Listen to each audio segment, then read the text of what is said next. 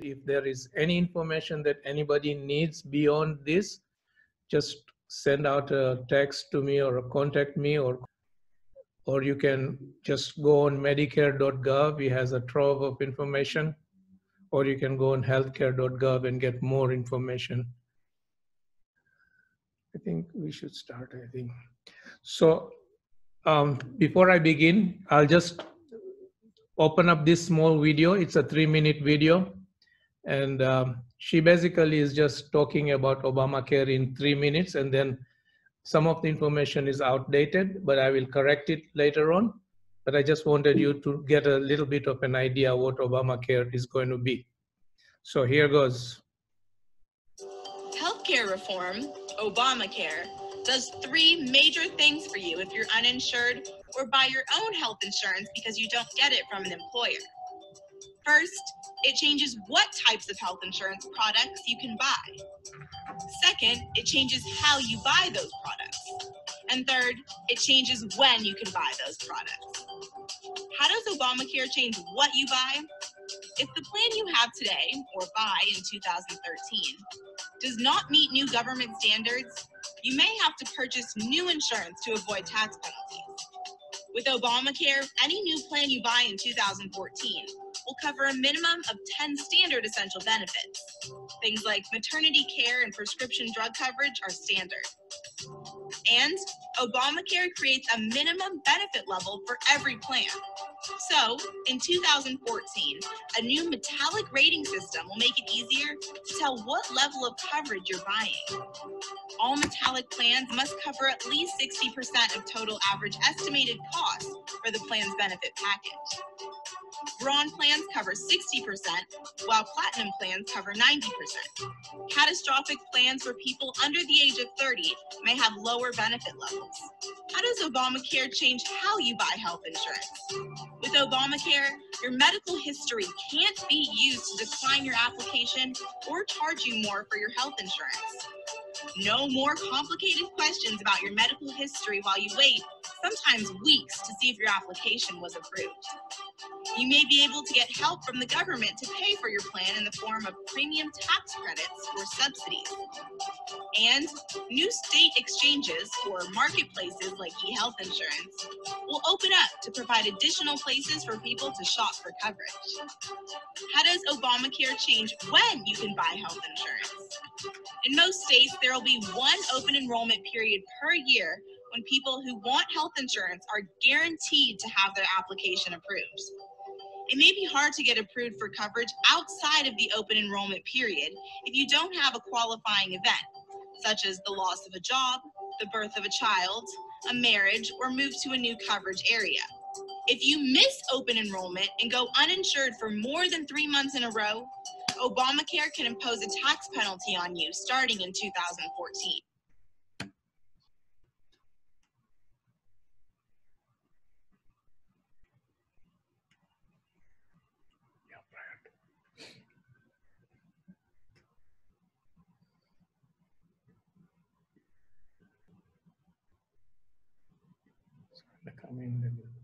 We'll watch it, yeah. Okay, so basically before Obamacare came into place, there were about 45 million insured people. And what we have found, and what statistics show, that uninsured people are more likely to forego medical care. They are also more likely to forego prescriptions, and they are more likely to be hospitalized for avoidable health problems. And when hospitalized, uninsured people will normally receive fewer diagnostics, less care, and there are higher mortality rates than those with insurance. So in 2010, President Obama signed into law the Affordable Care Act, also known as Obamacare. And what it did was it had 3 basic tenets. One was that it was a guaranteed issue, so that no matter what your health condition, you would be covered. The second thing was it was a community rating, meaning that they could charge different price for a different area or a zip code. And based on age only, not based on sex, not based on health conditions or anything like that. And the third thing was to encourage more people to join Obamacare. So they said that they would be giving tax credits. And by tax credits is basically that would be based on your income and based on your household. But what has happened with Obamacare also, because of the tax credits, almost 56% of the people joining Obamacare, they are paying less than $100 in monthly insurance. And Obamacare also allowed children up to the age of 26 to stay on their parents' insurance plans. Obamacare also ensured that preventive services would be covered at no charge. So like when you go once a year for your wellness visit, you could get your blood test done, cancer screening, vaccinations, sexually transmitted disease screenings, pregnancy, all those could be done at no charge once a year when you go for your wellness visit. And all the carriers had to comply with that. They had to provide this wellness visit once a year for free. So MRI, CT scans, whatever is needed, whatever your doctor prescribed that you need to get that done and you are at risk for, so that would be covered at no charge. Other things that it also covers is the cholesterol screening, depression, diabetes, immunizations, mammography, cervical cancer screenings. All of this would be covered under Obamacare. Okay. So all the participating insurers that join Obamacare or that want to provide service for Obamacare would have to give this necessary, medically necessary. There are 10 essential benefits that everybody was required to provide.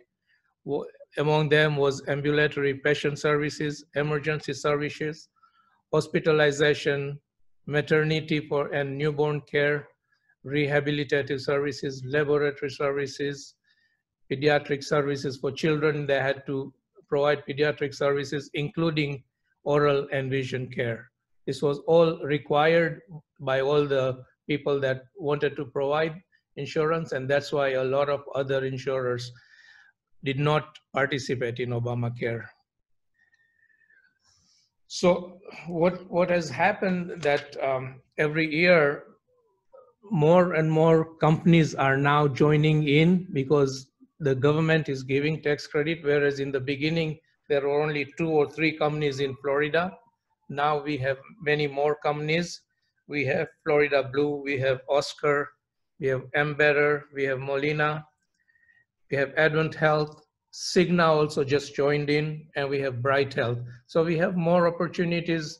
The companies are becoming more aggressive. They're giving more benefits for lower pricing. And so that is really working out better.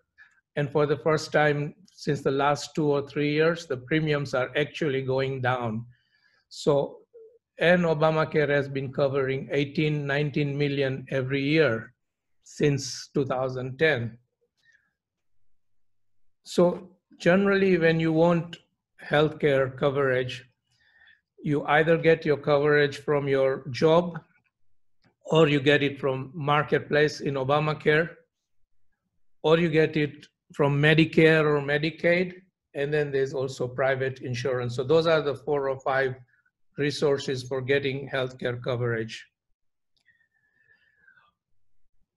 The way that Obamacare encourages people to give credits in order to get more and more people to enroll in Obamacare is that if there is one member of a family that is earning between $12,760 up to $51,040, they will qualify for a tax subsidy.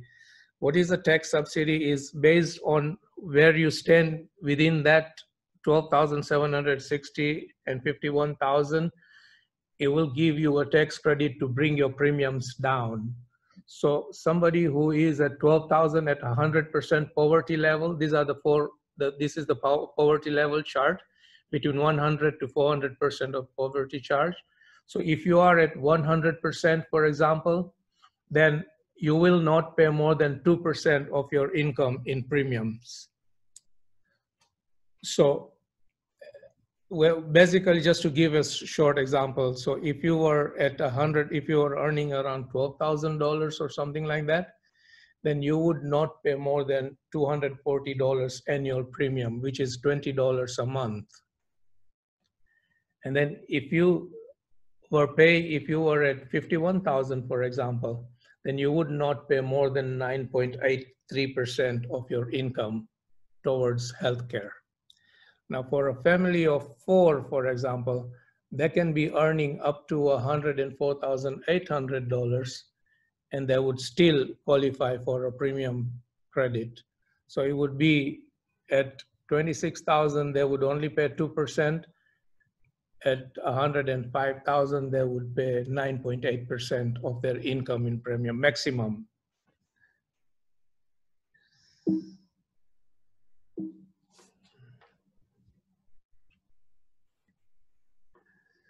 So what is the marketplace? So the marketplace is more or less like back home, the way we had a souk where all the farmers and everybody took their karelas and moperas and whatever it was that they took to the marketplace, and the marketplace sold it. The same way the marketplace, it works here, is all the insurance companies like Embedder, Florida Blue, and they would take their plans to the marketplace and say, we will give this much benefit for this much price and whatever. So if you went into the marketplace, healthcare.gov, it would determine how much your income is based on your a number of family members, as well as your income, and it would tell you that you qualify for $500 or $1,000 or whatever. And say if the premium for 4 people would under normal circumstances would be $1,500, and if you were getting a tax credit of $500, then you would pay $1,000. But if you're getting $1,200 or $1,300 in premium, that you would only pay $100 or $150. That's how the tax credit works. And health marketplace, you can access that at any time. It is open 24/7, 7 days a week. And the number for healthcare.gov is 1-800-318-2596. So that is the best place for everybody to get coverage. The other resource would be to contact agents. Agents go to a lot of training, so they know exactly what the plans are. Sometimes if you're not too conversant with the computer or things like that, you may make a mistake in selecting a plan, and then you won't be able to change the plan for the next year. So you can only change your plan between November 1st and December 15th. If you miss that deadline, then you cannot get coverage unless you have a special election period. If you have moved from one area to the other, if you have gotten married, if you've gotten a divorce, if you became pregnant, those are circumstances where you can change your coverage in between. So what healthcare marketplace will also determine that if your income is less than $12,000, for example, for one person, then you qualify for Medicaid. So they will automatically submit your application to Medicaid to see if you're you're eligible for Medicaid. If they find that your income is at less than 138% of the poverty line and you have children, then children will be covered under Florida CHIP program. It's called Children's Health Insurance Program, where the children get coverage at almost, I wouldn't say zero, but almost really nominal price, and they get very good coverage, including dental and vision. So in order to be eligible for health insurance marketplace, first of all, you have to have that income between 100 to 400% of the poverty line. If you have more than that, you can still buy Obamacare, but you may not qualify for tax credits. If your income is less on the lower end, then you would qualify for Medicaid. That would depend on your citizenship status and other questions that Medicaid would ask. You have to have a legal status in the country. Either you're a citizen or you have a green card or any type of visa, any type of visa that shows that you are legally here. If you have asylum visa, if you are a refugee, or even if you are supposed to be deported, but you haven't been deported yet, there is a pending deportation, you are still eligible to buy insurance through the marketplace, and you are still eligible for tax credits. I think I covered all of these visas. So any type of those visas are covered completely. So the only one that really is not covered is the DACA program. So if you are under the Deferred Action for Childhood Arrivals, those are not eligible for Affordable Care Act. But other than that, any other visas, you can qualify for Affordable Care Act. So the open enrollment starts from November 1st to December 15th, and that is the only time you can generally change your plans. You can apply for new coverage, or you can enroll or disenroll. You can disenroll anytime. You just say that you don't want the coverage and you can disenroll. The special election enrollment period we covered, if you are losing, if you have health coverage through your company and the company lays you off and you don't have coverage, then you can apply for special enrollment period. If you are moving, if you're getting married, you're having a baby or adopting a child, you can do that. They will ask you to provide paperwork for that, and then you will be able to apply for coverage.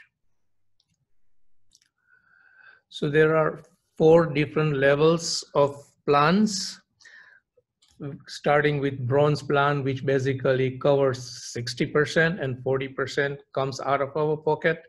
The silver plan, which is the most common plan, with almost 70-80% of the people would go in silver plan because it gives you the best coverage for the price. Now, for gold, it goes up to 80% and platinum 90%. Obviously, when you go with a higher coverage, then your premiums are higher. So your tax subsidy will cover the silver plan. And if you select to go with a platinum, then the difference will have to be paid by you. The catastrophic plans are basically for people under the age of 30 who have lower incomes, and they can qualify for catastrophic plans.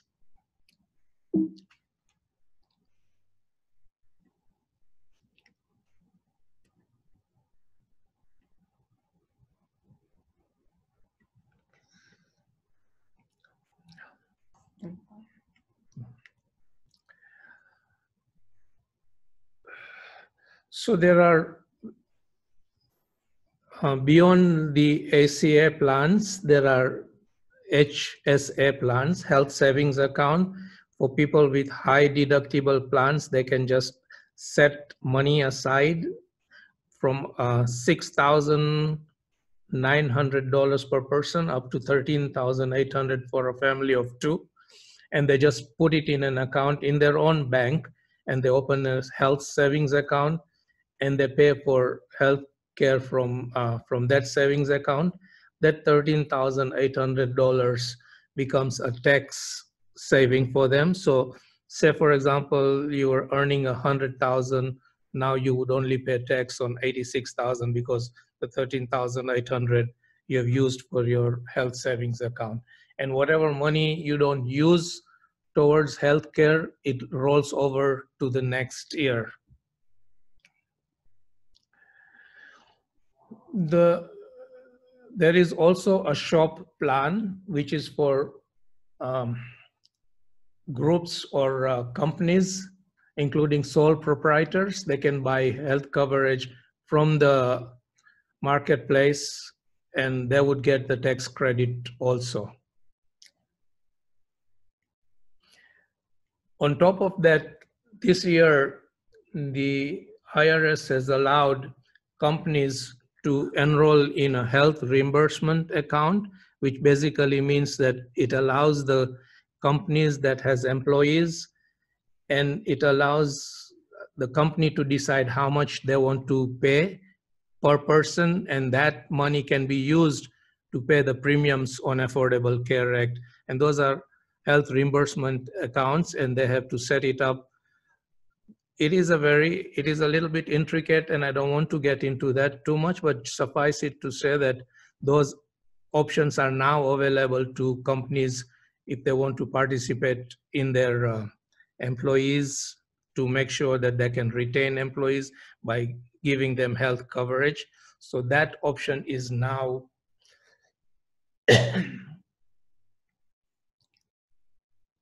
available.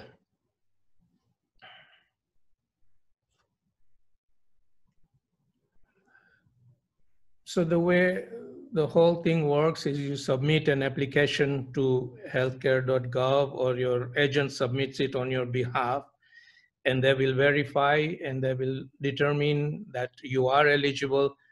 The marketplace asks a lot of questions to make sure that you have the income that you say you have, your immigration status is what you say it is, and it will ask for copies of visas, or if you are a citizen, then it'll ask for copies of naturalization certificates and things like. It does ask a lot of questions. So when an agent is enrolling you in the marketplace, and he asks you that, you know, I need your names, your date of birth, your citizenship, I need documents, or green card number, and your social, and all that information, it's because the health market requires it.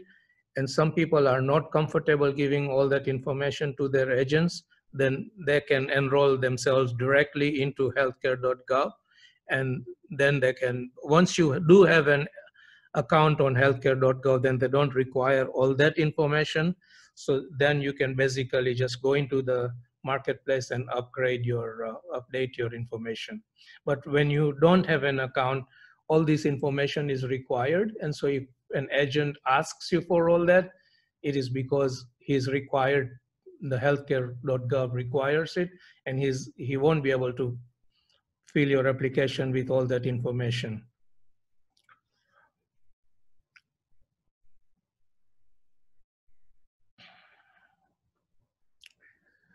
So like I said, different options for enrolling into healthcare is: one, go to healthcare.gov and then you can enroll yourself. You have a lot of agents, there are navigators, you can ask them for information. They don't charge you, but they help you, and more or less everybody gets the same commission from the insurers. So really there is no incentive for any of the agents to put you into any plan, because it's not based on what premiums you pay, it's just a flat out fee. So your agents will basically be able to help you. And then there are times there are complications. Sometimes you have to fill in documentations, and if you are okay with doing all that by yourself, by all means, that is the best way. Go to healthcare.gov and put it up. Otherwise, use the services of an agent or somebody that you know who is very well on the computers and that sort of thing. But the other main two things are the only 45 days within which you can enroll, and you cannot change your plans after or any time between November 1st and December 15th. You can change your plans as many times as you want between that 45-day window. So this is just an overview of all the things that an agent will require in order to submit your application. So if you see an agent asking you for any of these things, then know that this is what is required to fill your application. I think I have really covered Affordable Care Act.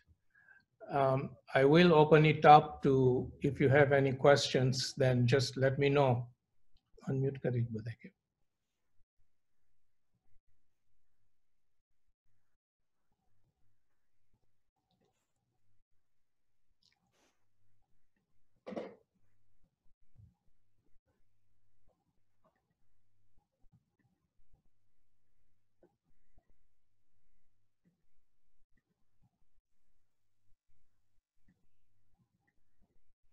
You can ask them.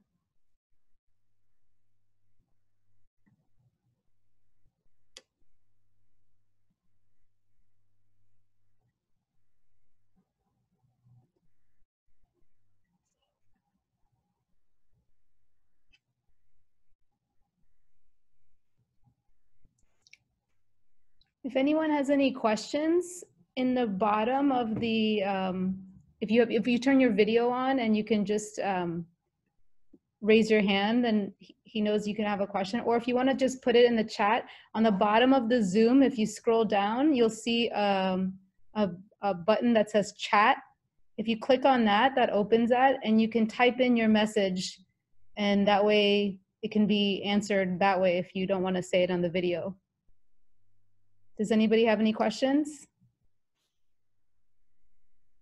Mustafa, no question.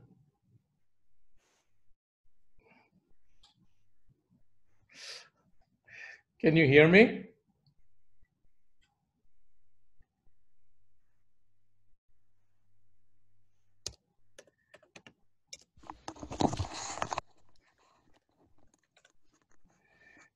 Okay.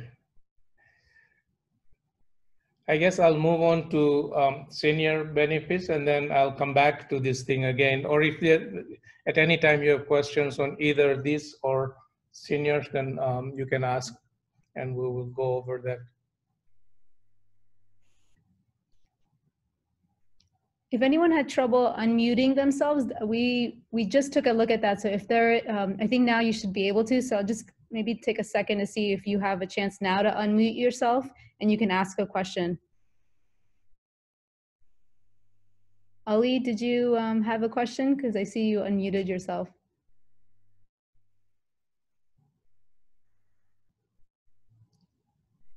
Okay, we'll keep going. So we'll move on to the senior benefits now.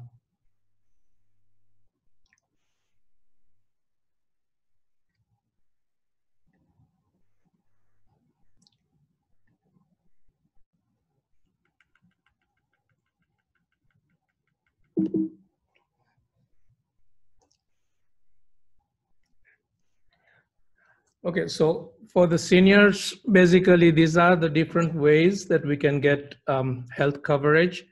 One is through Medicare, one is through Medicaid, and then there are, well, there's Medicare and Medicaid for seniors mostly. And then there are other benefits that we are going to talk about, the supplemental social security income. We're going to talk a little bit about SNAP benefits, which is for food stamps and that sort of thing. And then if there are any other benefits that are available for the seniors. So the first one is Medicare. Medicare, like everybody else knows, if you turn 65, generally you will get a Medicare card if you have already worked for 10 years in the country or 40 quarters. If you have been paying taxes for 40 quarters, then you will automatically get Medicare card from Medicare. If you haven't received it within 3 months of your turning 65, then I would suggest that you go into SSA.gov and apply for Medicare, because Medicare, once you turn 65, you have a 7-month window within which to enroll. So that would be 3 months prior to your turning 65, the month when you turn 65, and then 3 months after that when you can enroll for Medicare. If you haven't received your cards, then you need to call Social Security or go onto the website for Social Security or call 1-800-MEDICARE and then ask them that you haven't received your Medicare card. If your spouse hasn't worked 40 quarters, but if you have worked 40 quarters, then she will automatically or he will automatically be qualified for Medicare. If you do not enroll into Medicare when you are eligible for enrolling, then there is a 10% penalty for a late enrollment. So like I said, you have a 7-month window during which you have to enroll. And so you have, when you become eligible, you have to enroll. You have to be a citizen and you have to have worked for 40 quarters. You have had to pay a certain amount of money for 40 quarters in your life, and that will automatically enroll you for Medicare.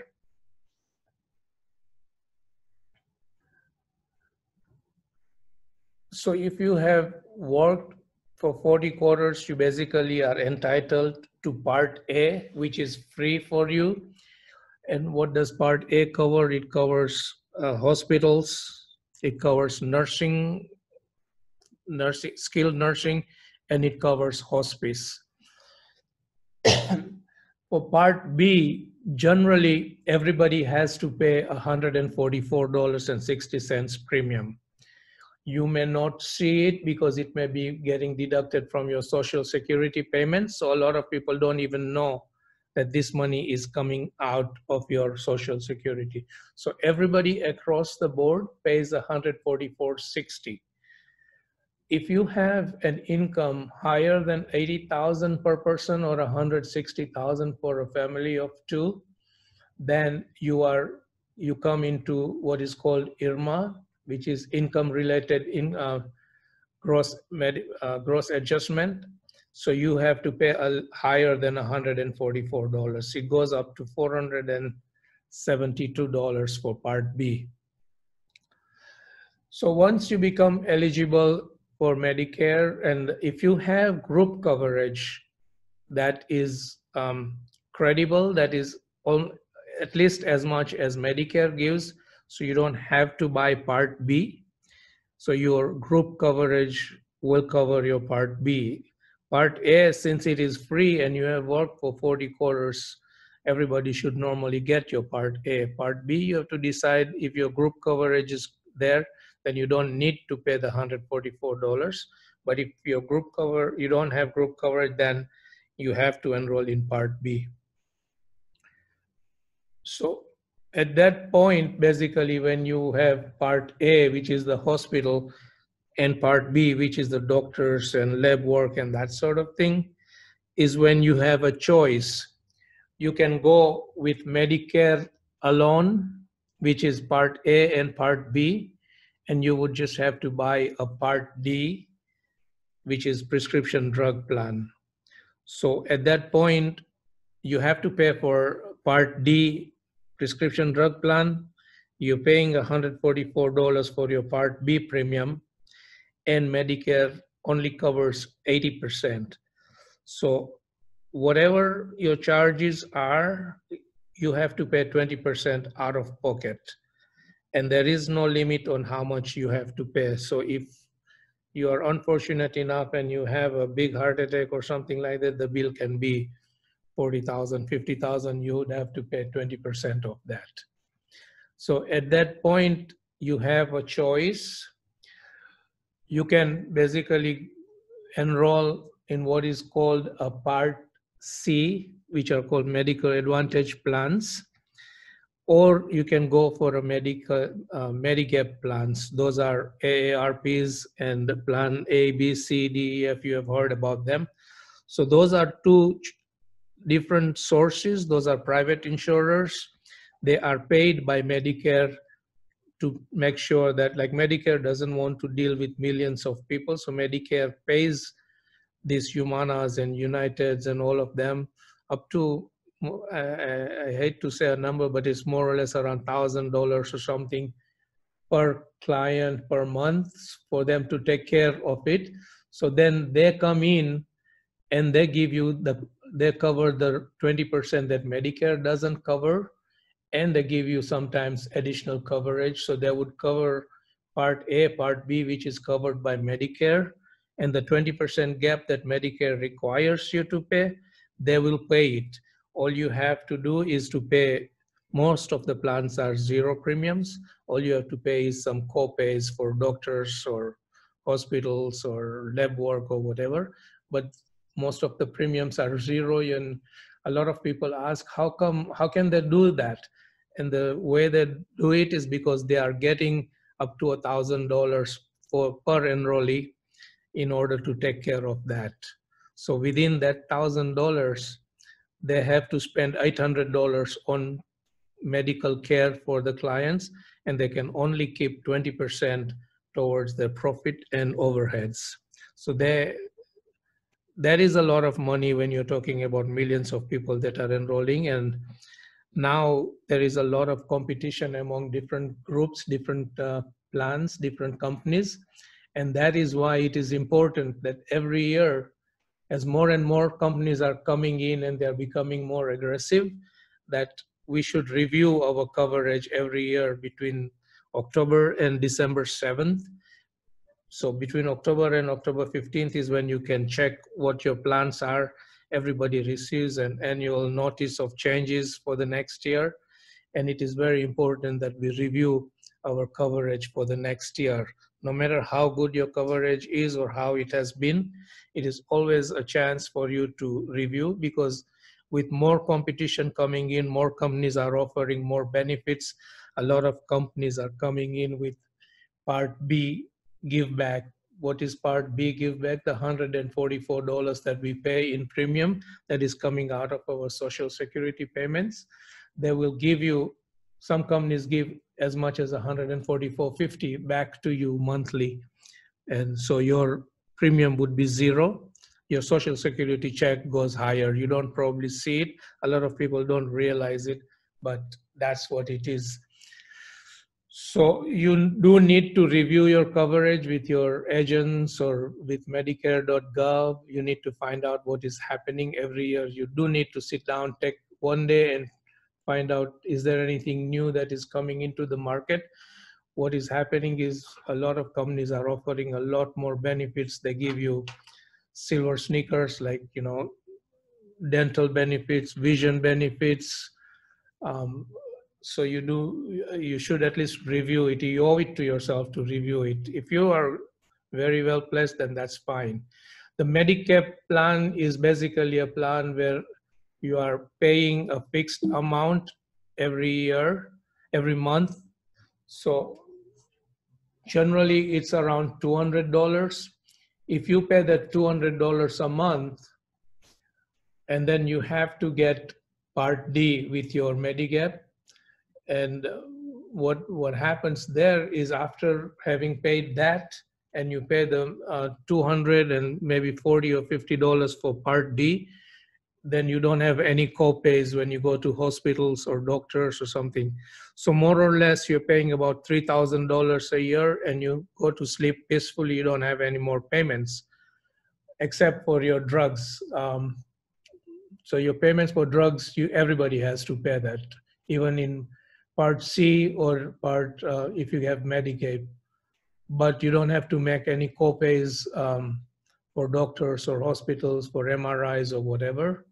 And you can go to any doctor in the network. Anybody that accepts Medicare, you can go to them. There is really no network. You can go to any doctors that accepts Medicare. So that is a good thing. You don't need any referrals, but you're paying $3,000 a year, and that would give you the Medigap coverage. So Part A has a $1,408 deductible for if you are in just Medicare by itself with Part D. The first $1,408 for every hospital stays, you have to pay that. And the Part B premium, you have to pay the $144.60, and there is a deductible of $198. So you're paying Part B premium $144, and you have to pay $198 deductible. When you go into the Part C plans, Medical Advantage plans, MAPD plans, they will take care of those deductibles for you.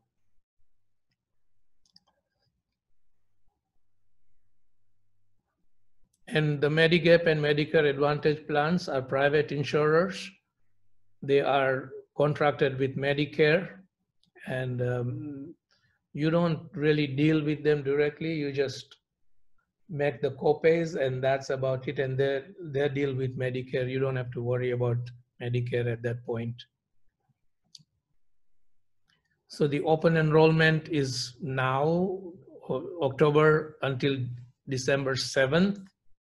So from October 15th, you can enroll for plans beginning coverage 1st of January. Between January 1st up to March 31st, if you find that your plan isn't working for you, then you can go back to original Medicare. The best resource for finding plans is medicare.gov. You just go to medicare.gov and you put in your zip code, and it'll tell you all the different options that are available for you and all the different plans. Again, if you are very literate and you are really good with computer and you have the time and energy to do that, just go into medicare.gov, put in your zip code and what your medicines are, who are your providers, and Medicare will churn out 30 or 40 different plans that are available for you. So again, going over the thing one more time, the options are original Medicare, you stay with original Medicare, and you buy prescription drug plan. Medicare pays for 80%, you pay 20%. Then there is a Medigap policy, the AARPs and that sort of thing. All the companies offer 6 or 7 different plans where you pay a fixed premium per month and you buy a prescription drug plan, and that will cover you without any further co-pays. The third option was medical advantage plans, which are called Part C, which basically takes care of Part A, Part B, and Part D for the most part.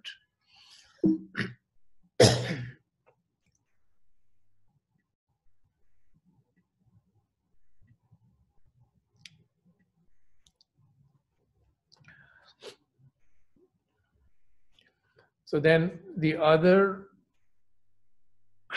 option available for people with very low incomes is Medicaid. Medicaid is a state health program. Most of the states that have enrolled in the Medicaid program, they pay 50% and the federal government pays 50%.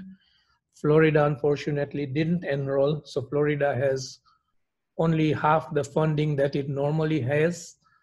So Florida Medicaid is really very strict, and it is very stringent and very miserly, I will say, that it won't take you in unless you really qualify for that. So the income level is around, I'll show you the income level that it's. So the Medicaid application is submitted to Social Security. If your income is less than $1,100 or $1,400 for a couple, then you will qualify for Medicaid. You would make an application to Social Security or go to Department of Children and Families. You have a Medicaid office in Sanford. I'll give you the address for it soon, Arisa. But your application is channeled there, and then they will determine whether you qualify for Medicaid or not. The main thing is income levels under $1,100 and assets less than up to 14,000. I have the amount there, up to 14,000 in assets. Your car is not counted, your house is not counted. Your assets would be cash in the bank, or if you have real estate property or your stocks and bonds, that would be counted as assets. So you have to figure out if you qualify for, if you are somewhere in that borderline area, my suggestion is apply. The worst thing is they'll say no, they won't hurt you. So I would apply and find out if I qualify, then I would get Medicaid. You have to be a resident of of the state of Florida, not Virginia. This was a Virginia thing, but it is for the state of Florida. You have to be a citizen. You have to have legal status. Medicaid recently has been very, very strict for giving out Medicaid to people who are not citizens. Under certain circumstances, when women are giving birth, then they will qualify for Medicaid, or if you have an emergency, if you have to rush to hospital or something like that, then Medicaid will chip in. The other program that is there is the Social Supplemental Security Income, SSI. It is for those people who are over 65, who are blind or disabled, and they're really, really low income. They will qualify for SSI. So the standards that we were talking about for Medicaid, for example, is $783 in income for a single person and $1,175 for a couple. Assets up to $3,000 for a couple. That would qualify you for total Medicaid, and then there are levels that go up to $1,400 up to $3,000 in income. So there are 5 different levels of Medicaid that you can qualify for. And then there is the low income subsidy. The low income subsidy is when you can qualify for help with your prescription drugs. So those are all different plans that are available for assistance. The other is Social Security disability income. If you have a disability, then you apply to Social Security, and if they determine that you are disabled, then they will give you an income every month.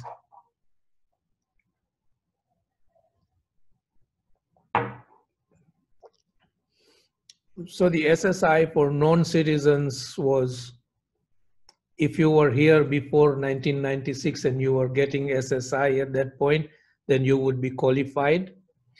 But lately the Social Security had given this out that if you entered after 1996, then you may not be eligible for SSI for the first 5 years, even if you have 40 quarters of earnings.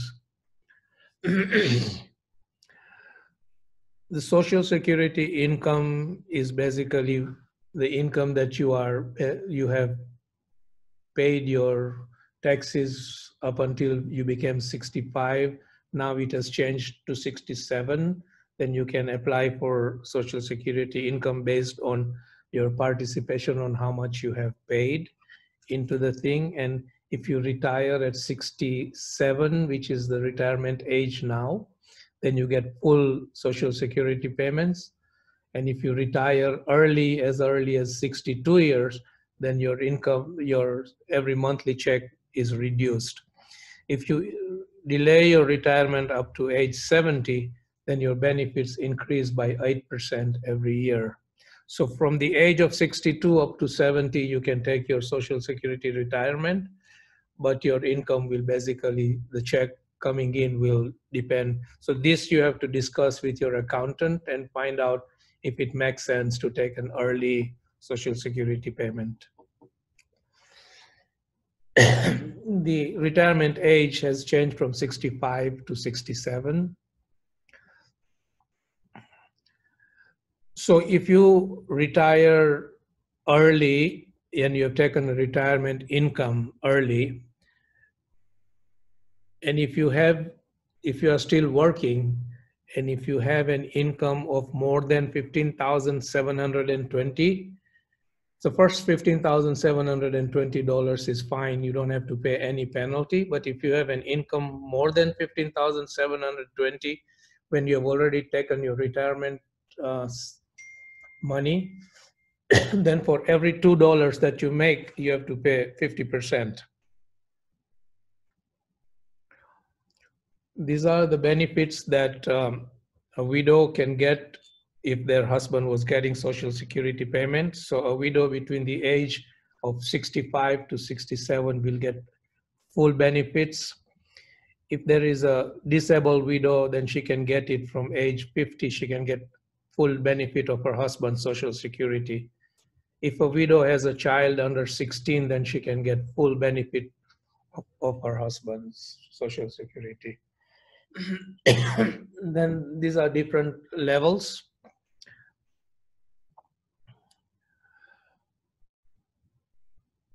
Okay, so I'm going to speak in Hindi now because this is something that it affects us a lot. And that is हम लोग जो मुल्क में से आते हैं ना, हमारा धर्म है, हमारा क्या है पता नहीं, टैक्सेस नहीं भरने का, इनकम दिखाओ मगर टैक्स नहीं भरने का. So this is going to hurt us if we do not show certain income for the 10 years that we were supposed to pay. So what happens is whatever income we are getting, we are paying 15.5, 15.3%. Half of it is paid by the employer, 7.62% paid by the employee, and that 7.62% goes, the first 7.62% goes into Social Security, the second goes into Medicaid, FICA, and FICA. So that Medicare money that goes in there is basically what it will give you Medicare when you become 65. So if we do not show, and this is important here, okay? So if you do not show a minimum of $96, a minimum of $1,260 per quarter, $400-500 की income दिखाई, अगर नहीं दिखाते, $500 भी नहीं दिखाया, और जो वो 7.65% नहीं भरा for the 10 years, then when you become 65, you are not going to be eligible for Medicare for free. You will have to buy into that. So अगर हम जो भी, I'm not going to say anything or whatever, हमारा business है, हमको क्या दिखाना है नहीं दिखाना है, ये हमारी मर्जी है. But if you minimum $500 की income monthly दिखाओ, उसके पर tax भरो, और ये 7.65% जो FICA का जाता है और 7.65 Social Security का जाता है per quarter, if you have not accumulated $3,800, then you are not going to qualify for Social Security or you're not going to qualify for Medicare. So this is the minimum requirement in order for us to qualify for Medicare.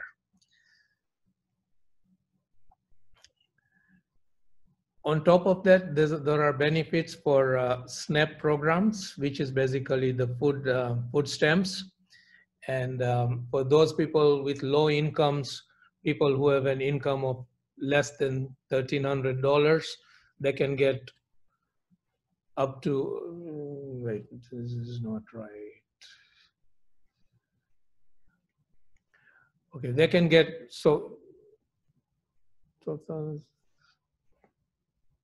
yeah, between $100 up to $347 you can get in food stamps, depending on the income that you have and the number of people in the household for that income. So if somebody has 4 people in the household and their income is $2,600, they will qualify for food stamps.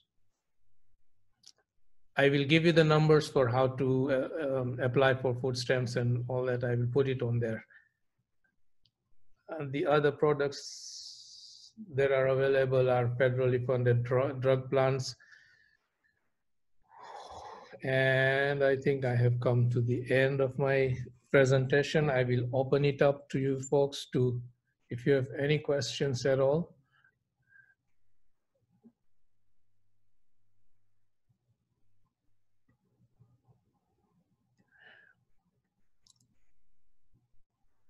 Mr. Imran, you have any questions?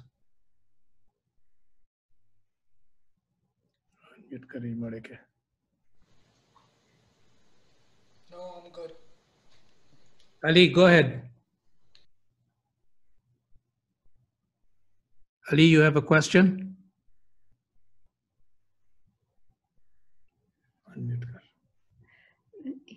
He's on mute.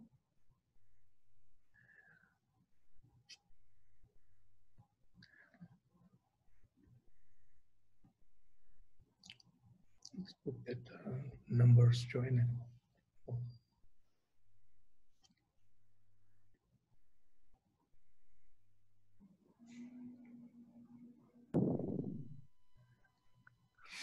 Any questions from anyone? You can Hello, just, I don't have a question, but I just want to, something which I wanted to clarify, because according to what I know, is that they don't send in Medicare cards automatically at the age of 65 unless you are taking retirement before 65 or at the age of 65. For example, if you decide to take care, they don't send it automatically. That's my experience. I don't know. Yeah, it's possible. You could be right. You could be right. But generally, if you have paid the 40 quarters, a lot of people do get it. And if you haven't received in the 3 months prior to your turning 65, then you should immediately start contacting Medicare so that you get it right away. And the best resource is go on www.ssa.gov, and there is a Yeah, it's portal there correct. to apply for Medicare online, and then you Yeah, they do send reminders. They do send letters that you can start applying, but that you have to apply.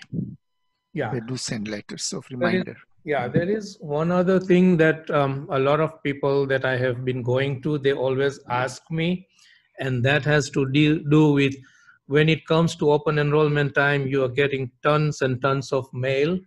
Honestly, if you are well placed with an agent, or if you know what you're doing, then all the junk, all the mail that is coming from Aetna and Humana and United and everything, that is just garbage. Throw it out without even opening it.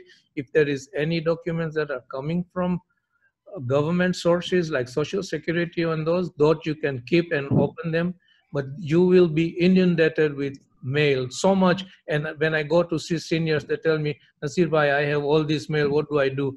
And 99.9% of it is junk. Just don't accumulate it. You will just bother your children or whoever is staying in your house.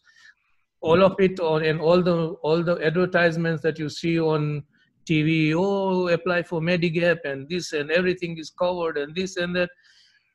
Talk with your agent. At the end of the year, you will get your annual notice of change. Go over the plans with your agent that you have, if you trust him very much. In selecting an agent, the only thing that I will say is you select an agent that is a broker, sort of. He is dealing with all different plans, not just, he's not a captive of Humana or United. He can only sell you Humana or United. If an agent is open agent, he can sell you any of the plans that are available to you. He will look up what is good for you, and we get the same exact commission no matter what plan you put your client in. So there is no incentive for any of us to select one plan over the other. There is no one fix all plan. All people have different abilities, different disabilities, different situations. So one plan may work really good for others, and your other Sadrubai or Badrubai will tell you, but it is not one plan fit all. Each one has a different situation and it works differently for all. There are a lot of plans that give back money on your plan. Part B, you may want to look into that, but that is not the only criteria. The first criteria in selecting a plan is always the doctors in the network and the coverage that you have. The give back saves you a lot of money, but sometimes all the companies that we are dealing with are, none of them are charity companies. All of them are for profit. They'll give it to you from one hand, they'll take it to you from the other hand. So you make an informed decision and then throw away all the other things in the garbage, because you will get so much mail, so many phone calls, so many TV ads. It's just mind-boggling, and it'll just confuse you more and more. That's the only advice I can, because I see that all the time. Mail, and it's really garbage. A lot of it is just garbage. Throw it away. Thank you.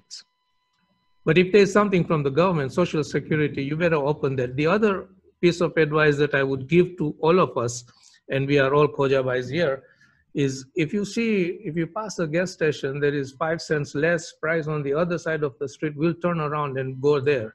But a lot of us, 99% of us, don't even open our Social Security statements to see what is in there. And that's where you see the give back plans coming in and taking money out of your Social Security or whatever. So I suggest that all of us, please, when you get your statements from Social Security, open it up and review it. I honestly don't think I have anything more. I would really like to thank you all. If I have made anything clear for you, then that is good. If you have any questions, a lot of people in here, you can call me, you can text me, or you can go into medicare.gov.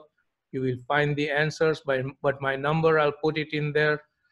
It's not to advertise my services, but if you have any questions, you can call me anytime. My number is 954-554-6974. And I honestly thank you all for coming in. Thank you very much, and Assalamu alaikum.